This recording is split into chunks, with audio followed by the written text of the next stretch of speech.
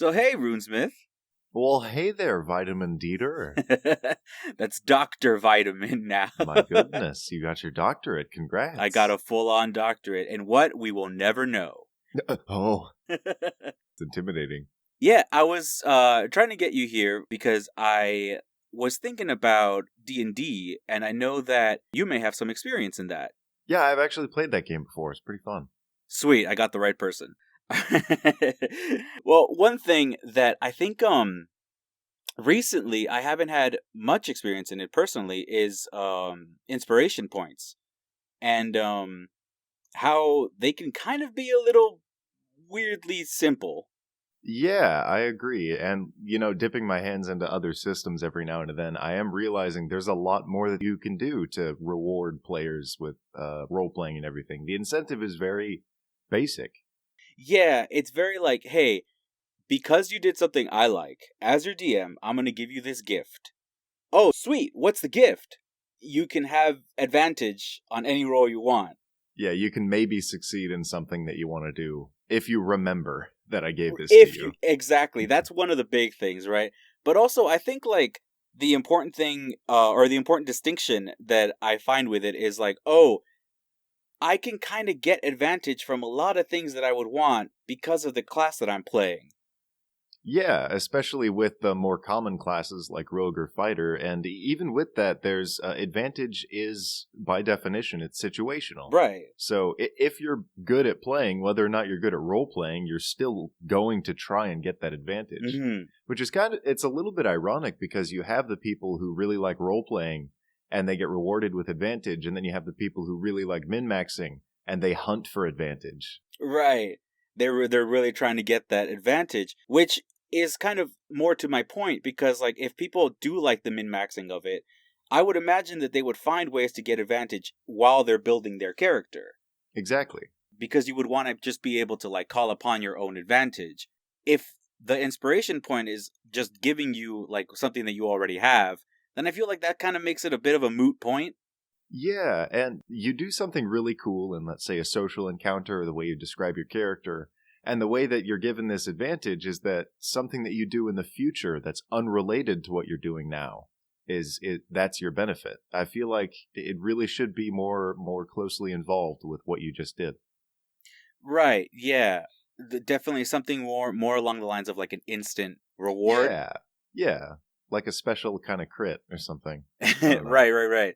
I think, like, because of that, I was thinking of different ideas as to, like, how we can change the inspiration. Yeah. And I got some that are, like, maybe a little too much. I think the first one is a very simple one. The first one is you as a player get to roll your d20 in whatever situation you may want, and the inspiration could be used after the roll. I know that a lot of the rolls in D&D will state that whatever skill you are using, you need to claim before you roll, or before it is determined whether you succeed or fail. Yeah, so there's a difference there, because you can do it after you roll. So, like, if you get, like, a 4 or a 2, then you can add inspiration, to the best of my knowledge. I might be wrong here, but you can't do it whether or not, like, before the GM declares what happened. Right, okay. So he can't say if you've hit or if you've missed before you add the advantage, which kind of makes sense, because that's how the story's supposed to flow. Like, that's how narratives go, is you can't undo what's been said. Yeah, you can't rewind as quickly as you can just go forward. So that's why that's implemented. But I do agree that I think it's something that you should think about after the fact. Right. Is like, oh, I have this bonus now that I know that I failed. So that's interesting, but, the whole problem is just story flow.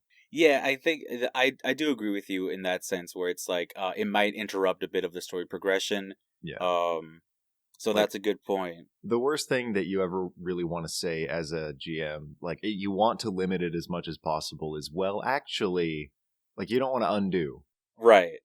And you're like, oh, never mind. That's true. One of the other ideas that I had was sort of like a triple advantage, or I guess stackable advantage is what I would say more than anything. Sounds like Mario Party rules. Right, yeah. Have it like an extra bit of spice to it, because the inspiration oftentimes kind of gets like either forgotten by your players. Yeah. I know I'm kind of guilty of that. I will forget oftentimes to use it before the session is out. Yeah. Or simply it'll be like, oh, I'll use inspiration right now, and then they roll it and it's like, okay, well, I didn't really get anything better, or you know what? yeah. An idea just came to mind that I think is a really good or an interesting fix for this, because you don't technically have to remember it. It kind of goes back to the GM. Mm-hmm. Is maybe when you have inspiration and you make a roll with advantage, you automatically succeed. Yeah, that was one of the ideas that I had as well. You had that? Okay, I like that one. That's interesting. Yeah, to be like an instant success kind of thing, where it's like, Yeah. hey, whatever the DC is, if you used your inspiration point, you will meet it. Having that stacked on top of, oh, you would have advantage here, but you're doubling, like you have so much of an advantage in the situation because you're still inspired that you beat it. I think that's good. I had it, and then I was like, I don't know if it would really work in the sense of like the risk/reward section, because it's like a lot of the times when you roll with advantage, it's usually you will succeed. Yeah. I think to make that absolute is good, because usually when you're big on role playing, you're not very good at rolling sometimes. So right. To have the people who would roll a 2 and a 4 just be like, yeah, you beat it. Would be it's nice. like it's fine. We'll be nice for this Yeah. one thing. Yeah. I think another thing that might be a little bit like tough about remembering advantage, or rather inspiration, is the fact that like I think in the player's handbook it states that your DM will give you inspiration based on whether or not you are role playing correctly based on your character. And that does kind of feed into a bias, because that's like, right? You're the one who should know your character, whether or not it's set up with the alignment you wrote down. Exactly. The GM should not be the one that is in charge of that. So that's weird that that's worded like that. Yeah, because the DM, like if that were the case, the DM could just be like, "Oh, I like the way you're changing your character now." Yeah, or it's kind of like gaslighting. A little bit. It really is, if you think about it. Right. The GM's like, well, I don't like the way you play, so you don't get advantage. Yeah, what? It's like, So all right, cool. Yeah. I guess I'll either change the way I play or just never play with advantage, I guess. Like, I haven't been a part of those tables, but I could imagine there's somewhere there's like table favoritism where someone keeps getting it, and then there's people who just get left out. And yeah, that's not very encouraging. The way that originally is. I'm glad that I think a lot of people have moved into more of a personal table variant than that, I hope. Yeah, hopefully. Something where it's just more like rewarding toward role play in general. Not just like one little like I guess meta thing, but more so or like in the story you get rewarded. I think I do prefer that a lot more. Or even something as simple as like if you make the DM genuinely laugh in response to something that happens in roleplay, or like if you like there's a jaw-dropping moment, whether or not it's based on a role, it's like you want to encourage that, you want more of that. That's the point of advantage, is just to foster a more positive game, right?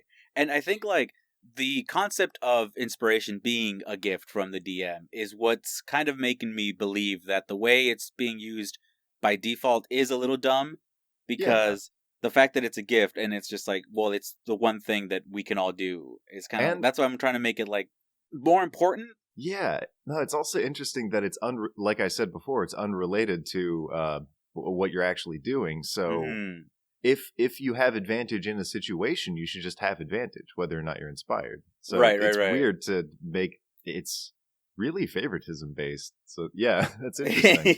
yeah, because like in a table of like 4 to 6 people, either like I guess either you're giving everyone inspiration for something and then everyone just has advantage, or it might be a thing where it's like, hey, this one person did something real cool, let me give that person inspiration, and then it's like it's supposed to, I imagine, breed a sort of like encouragement to like for the other players to kind of fall in line in a way to play something. On a bit of a tangent there, I think City of Mist does it, or maybe it was a homebrew rule that we did, but I really like the idea of at the start of each session, give everyone one inspiration, and then try and let them use it when they have the spotlight. So when they're doing something cool, it's like, oh, you might want to use that here. So it's evenly kind of dispersed as opposed to that's true. Personally. Yeah, something where it's like, hey, we all have it. So let's all... exactly. Yeah, something, too, that I think I read recently that I do like about inspiration is it does state that you can give it to another player. Yeah, no, I've done that before a lot. When there's someone that has an epic scene and they're terrible at rolling, you go around the table and everyone tosses in their inspiration so that they succeed. You just keep re-rolling Yeah, and yeah, re-rolling. yeah. It's over and over, and I think Mhm. like that, the looseness of using it like that is, I Yeah, think, what I would like more of an example for, I guess. yeah. Then it's a group effort. Yeah, it feels like it's more story based in that sense, or Yeah. more situational, Mhm. because the fact that I can just claim, "Oh, I have inspiration. Let me use like just roll 2 dice right now," is seems very, very. There's a bitterness to it. Yeah. It's Yeah, there's interesting. a bit of an emptiness to it. So like, I was wondering how other systems would do something very, I guess, similar to like encouraging in that sense. Yeah. So it's good to know that there are other systems, as you stated. Yeah. It's a relative, just like a story based, even though we're playing a game and the odds should be even, you're the heroes. Yeah, yeah, they're not actually even. Oh yeah, for like the whole stackable thing, I think I want to return to that because apart Yeah. from apart from what we stated, I think like one of the reasons I also was a little bit slower to use inspiration in my games is the fact that you get one per session, or rather you get one, and I think it states that you can only hold one at a time. Yeah. I immediately didn't like that. I think our table, like, that was one of the first things we removed from it, and I think other Hmm. people probably should. Yeah, I'm definitely in agreement with that. That falls into the forgetfulness kind of angle of it. Is like, Yeah, yeah. I would have used it earlier. I forgot I had it, and now you're giving me another. So this doesn't feel like a reward anymore. It's just wasted. You're wasting your breath saying you would get inspiration. It's like, well, Uh-huh. thanks. Cool. Thanks for Yeah, reminding me. Yeah. If I would know, I guess, that I would be able to get more than one, I think I would be up for using it a little bit more because from my experience, a lot of the times because inspiration is advantage, I would find myself saving it for like that one very important thing that I was sure was going to happen, where it's just like, oh, like I use it to dodge something. It's like, oh wait, I yeah. have evasion, so I guess that doesn't really matter. Are you the kind of person who stockpiles potions for the final boss and then doesn't use them in the You final know what boss? though? Because I do that too, and that's exactly how I feel about it. Yeah. I mean, I'm very much that kind of person where it's like Yeah. I need to use this when it is important, and then the session ends, and you just never used it. Yeah, which is why I think the automatic success makes sense because then you're forced to activate it under a certain Yeah, condition. It automatically happens, and that I feel like is a probably currently the most reasonable kind of way to go about it. I think, that one was kind of the most extreme because I could see a lot of people arguing. It's like, well, then what's the point of like? which is why we have the fail safe. It's only when you get advantage. Right, I see. So you're saying that it would be like you have advantage, and then you would use inspiration apart from the advantage to just be like succeed. Yeah, it's like say you have 1 or 3 charges of advantage, and you sneak up on an enemy, and you Hmm. already have advantage from sneaking up. But now, because you have this inspiration, it's like, oh yeah, this is your story moment. You work to get this. Bam, Right. you succeed. That'd be good. That is yeah. I mean, I think Mm. that's a good caveat for it because I think one of the other ideas that I had was a way to have like, hey, because you have this inspiration, we are going to let you roll with advantage, but it is also going to add like a 3 to your dice roll, Yeah, like a good number. yeah. In the similar way to bardic inspiration. Although, like, I think the reason why I was iffy on that one was specifically because of what you mentioned. It's like similar to Bardic Inspiration, to where I wanted the inspiration to have its own, I guess, feel to it. Okay. Because being as that, I feel like it would if you have a bard in your party, but the DM is the one given like a plus something, having seen people play bards, a lot of them have complained that very few times will people actually use their bardic inspiration die. Yeah. I don't know if that's a thing in other tables. I'm imagining that it's probably not. But if the DM were to be giving you that buff, I feel like it might actually make the bard feel a little weaker.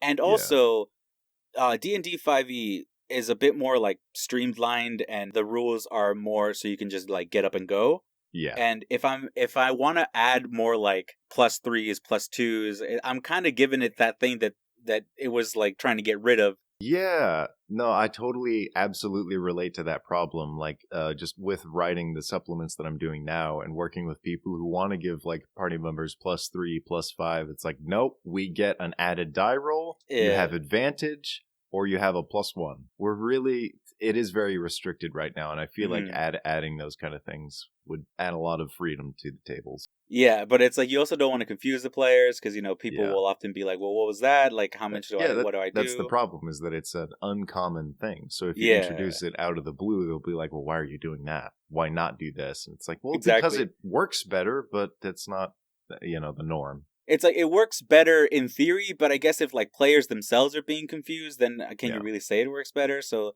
I think that's the caveat with it. Definitely. Plus, like, if you in your game are using flanking rules or the flanking advantage, which Yeah. I think Jacob made a video about how dumb that could be too, and I do tend to agree with that because it's like the fights will just completely become something else besides like the challenge of the actual enemy. Yeah. I mean, I made a video about inspiration a while ago, and I completely forgot what what the content of it was. It's like a 4-minute video, but apparently I also have a problem with it. Yeah, there you go. See, basically, that's what I'm saying. Where it's like I know that there are many ways to get advantage, so I feel like inspiration should either be a special advantage or have something added onto that to make it feel a little bit special. Yeah, absolutely. Right, and I know every table has their own way of doing it, so I don't know if there's like other things that I'm not thinking of. I mean, I'm sure there's other ideas that I am absolutely not even close to scratching right now. I'm sure some of them will pop up in the comments. No, no one has any other ideas. I'm going No. to scroll down and there will be no comments down They'll all there. just say, you know what? That automatic success, that's choice. Perfect. That's the exactly one. what we all want. Well, thank you so much for talking with me, Logan. Yeah, no, it was a good time. Thanks for having me. Yeah, for sure. And I guess thanks for agreeing with me on No, absolutely, I do. I think it's always fun to just look at 5e and realize, because they simplified it, how much there is to explore and to reimagine. And it's a fun time to just make it your own, because that's kind of the point of the game.